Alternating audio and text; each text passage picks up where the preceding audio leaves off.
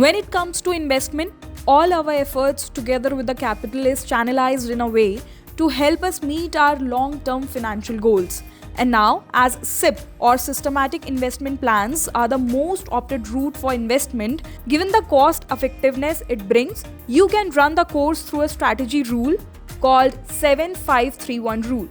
So, as SIP mode helps to meet larger financial goals easily and conventionally, investors can also make their SIP investments keeping into view this 7531 rule. In this video, we will discuss about the other nuances that an investor should know regarding the rule. The rule is 7 years, 5 categories, 3 phases and 1 frequency of top-up.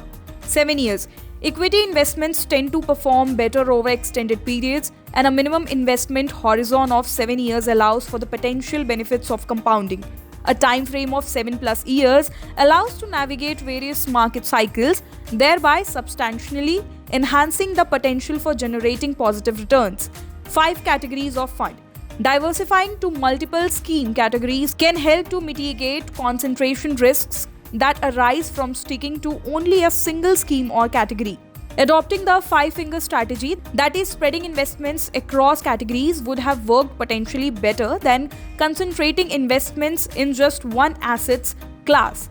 3 phases, that is, SIP instills patience and diligence in investors. It gives investors the necessary patience to weather market volatility.